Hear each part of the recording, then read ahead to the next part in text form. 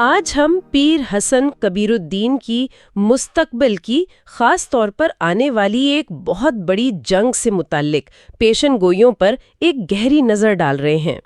ہمارے پاس پیر حسن کبیرالدین کی مستقبل کی پیشن گوئیاں نامی دستاویز سے کچھ اہم نکات ہیں، تو کوشش یہ ہے کہ ان پیشن گوئیوں کو اور ان کے ساتھ جو تعلیمات ہیں ان کو سمجھا جائے۔ جی ہاں، پیر حسن کبیرالدین نے آپ کہہ لیں ایک ایسے وقت کی طرف اشارہ کیا جب دنیا میں شدید اتراپتری اور افراتفری کا عالم ہوگا۔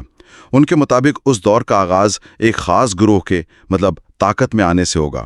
اچھا، ذرائع میں ایک دائنت نامی قوم کا ذکر ملتا ہے۔ کہا گیا ہے کہ وہ اپنے سردار کلنگا کی قیادت میں ابھریں گے، اور ان کی پہچان سخت دل، بے رحم، دھوکے باز اور کھلم کھلا خدا کے خلاف۔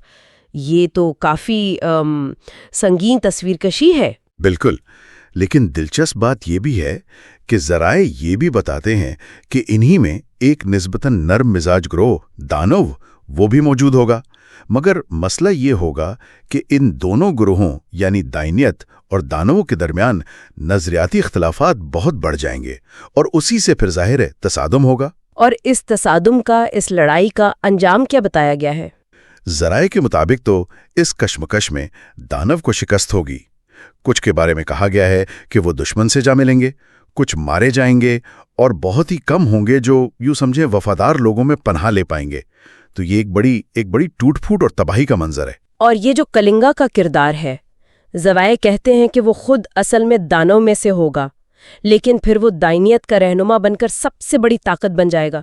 یہ کیسے ہوگا؟ دیکھیں، ذریعہ اس کی تفصیل میں تو نہیں جاتا کہ وہ کیسے اپنی وفاداری بدلے گا یا کیا ہوگا، لیکن یہ ضرور بتاتا ہے کہ وہ ایک بہت بڑے انقلاب کے بعد ابھرے گا، اور پھر وہ پورے نظام کو نئے سرے سے ترتیب دے گا اور دنیا کی سب سے غالب طاقت بن جائے گا۔ یہ اس دور کی بہت بڑی تبدیلیوں میں سے ایک ہوگی، یقیناً۔ اچھا، اور اس دوران باقی دنیا میں کیا چل رہا ہوگا؟ صرف یہی دو گروہ تو نہیں ہوں گے؟ نہیں، بالکل نہیں۔ پوری دنیا میں عمومی طور پر بے چینی، مایوسی اور بار بار ہونے والی جنگوں کا ذکر ہے۔ ذرائع کے مطابق ہر نئی جنگ پچھلی سے زیادہ تباہ کن ہوگی۔ یہ سلسلہ چلتا رہے گا، یہاں تک کہ خون ریزی اور تباہی ایک ایسے مقام پر پہنچ جائے گی جو انسانی تاریخ کی سب سے بڑی جنگ کو جنم دے گی۔ اور اسی خوفناک جنگ کو پیر حسن کبیرالدین نے انت اکھاڑو کا نام دیا ہے۔ انت اکھاڑو یعنی جڑ سے اکھاڑ دینے والی جنگ۔ کیا اس طرح کی کسی بڑی آخری جنگ کا تصور ہمیں دوسرے مذہبی صحیفوں میں بھی ملتا ہے؟ جی ہاں، یہ ایک بہت اہم نکتہ ہے، اور ذرائع خود اس طرف اشارہ کرتے ہیں۔ مثال کے طور پر آپ دیکھیں، مقدس بائبل میں آرمجن کا ذکر ہے، جسے ایک فیصلہ کن آخری جنگ کا مقام سمجھا جاتا ہے۔ صحیح۔ پھر اسلامی روایات میں فتنۃ الدجال کا ذکر ہے، یعنی دجال کا فتنہ۔ وہ بھی ایک دھوکہ دہی، آزمائشوں اور بڑے انتشار کا دور ہوگا، جس کا خاتمہ پھر امام مہدی کی آمد پر ہوگا۔ اچھا۔ اور قرآن پاک میں بھی یاجوج و ماجوج کے خروج کا ذکر ہے، جسے قیامت کی بڑی نشانیوں میں شمار کیا جاتا ہے۔ تو اگرچہ تفصیلات اور تشریحات میں فرق ہو سکتا ہے، لیکن ایک عظیم عالمی تبدیلی یا آخری مارکے کا خیال وہ کئی روایات میں مشترک نظر آتا ہے۔ تو پیر حسن کبیرالدین نے اس انت اکھاڑو کی مزید تفصیل کہاں بیان کی؟ کیا صرف اسی نام سے کتاب ہے، یا انہوں نے اس ہولناک واقعے کی تفصیلات اپنے کئی گنانوں میں بیان کیے ہیں؟ گنان یعنی روحانی گیت یا کلام، اور خاص طور پر ان کی ایک مشہور کتاب ہے جس کا نام ہی انت اکھاڑو ہے۔ اس میں تفصیلات ہیں۔ اس کے علاوہ ان کے دیگر اہم کام بھی ہیں، جیسے گیانتری، برہما گیانتری، حسنا پوری ماویل اور بہت سے گنان۔ یہ صرف پیشن گوئیاں نہیں ہیں، ان میں گہری روحانی اور باطنی تعلیمات بھی ہیں۔ تو ایک طرف تو یہ افراتفری اور جنگ کی ایک آپ کہہ لیں سنگین تصویر ہے، لیکن کیا پیر حسن کبیرالدین نے اس ممکنہ مشکل دور میں لوگوں کو سنبھالنے یا صحیح راہ پر چلنے کے لیے کچھ اصول بھی بتائے ہیں؟ جی بالکل، اور یہ بہت اہم ہے۔ ان کی تعلیمات صرف مستقبل کی خبر نہیں دے رہیں، بلکہ وہ اس متوقع انتشار کے دوران روحانی اور اخلاقی طور پر ثابت قدم رہنے کی تلقین بھی کر رہی ہیں۔ ان کے کچھ اقوال اس سلسلے میں بڑے معنی خیز ہیں۔ مثلاً وہ کہتے ہیں کہ جھوٹ کبھی کبھی جھوٹے کی پوری زندگی برباد کر سکتا ہے، یا یہ کہ عمل کرنے سے پہلے ہمیشہ صحیح اور غلط کے بارے میں سوچیں۔ بالکل۔ اور ایک بہت گہری بات، وہ شخص پاک نہیں ہوگا جو اندر کینہ رکھے اور جسم کو نہائے۔ یہ باتیں تو ہر دور کے لیے اہم ہے، لیکن شاید اس خاص تناظر میں اس آنے والے وقت کے حوالے سے ان کی اہمیت اور بھی بڑھ جاتی ہے۔ یقیناً خاص طور پہ جب وہ یہ کہتے ہیں کہ عاجزی آپ کو خدا کی عنایت حاصل کرنے کے قابل بناتی ہے۔ صحیح۔ اور یہ کہ جھگڑا اور غیبت ایمان کو برباد کر دیتے ہیں۔ یہ اس ممکنہ دور کے دھوکے، تکبر اور فتنہ انگیزی کے ماحول میں ایک بہت واضح لائے عمل ہے۔ جو باطنی حکمت کا ذکر آپ نے کیا، جی، اس میں بھی گہری باتیں ہیں، جیسے یہ کہنا کہ پوری دنیا اپنے 9 بر اعظموں کے ساتھ تیرے اندر ہے۔ اچھا۔ اور 7 سمندر بھی تیرے اندر ہیں، مگر مرشد یعنی روحانی استاد کے بغیر تو خشک رہے گا۔ یہ اس طرف اشارہ ہے کہ باہر کے حالات جیسے بھی ہوں، اصل جنگ اور اصل سکون تو انسان کے اپنے اندر ہے۔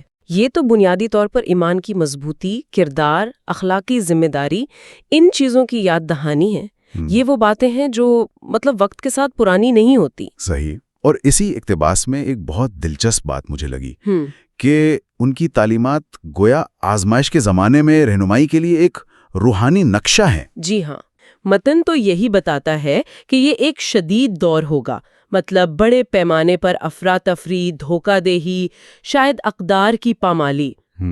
لیکن اہم بات یہ نہیں کہ صرف ڈرایا گیا ہے۔ اقتباس اسی مشکل وقت کے تناظر میں کہتا ہے کہ پیروکار اپنے ایمان پر مضبوط رہیں اور اپنے امام سے جو رہنمائی ملے اس پر قائم رہیں۔ اچھا۔ تو گویا یہ جنگ صرف باہر کی نہیں، اندر کی بھی ہے، روحانی سطح کی۔ ٹھیک۔ یہ نقشہ آپ کہہ لیں بنیادی اصولوں اور قدروں کا ایک مجموعہ ہے۔ جی۔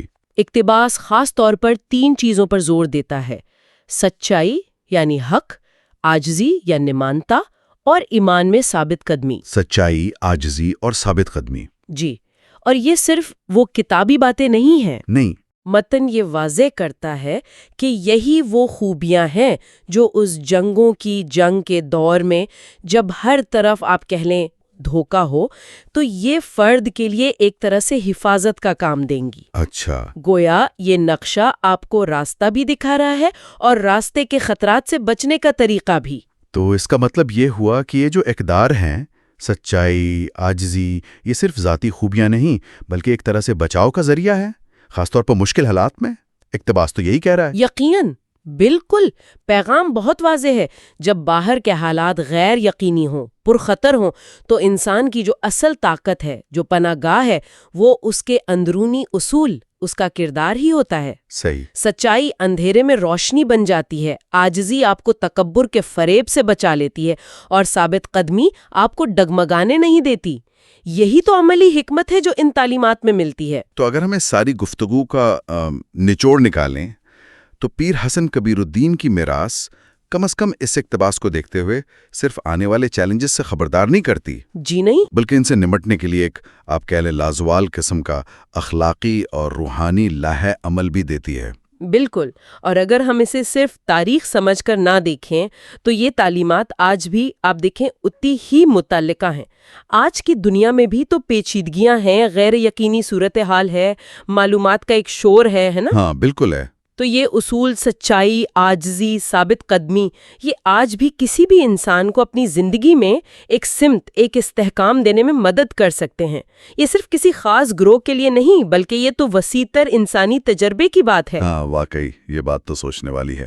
اور یہیں سے ایک سوال میرے ذہن میں آ رہا ہے کہ آج کے دور کی جو اپنی قسم کی افراتفری اور دھوکہ دہی ہے، چاہے وہ معلومات کی بھرمار ہوں یا سماجی دباؤ ہوں، جی، تو یہ جو بنیادی اصول ہیں، سچائی، عاجزی اور ثابت قدمی، جی، یہ آج کس طرح کسی بھی فرد کے لیے، چاہے ان کا راستہ کوئی بھی ہو، ایک ذاتی اور عملی قسم کا روحانی نقشہ بن سکتے ہیں تاکہ وہ اپنی زندگی کی سمت ٹھیک رکھ سکیں۔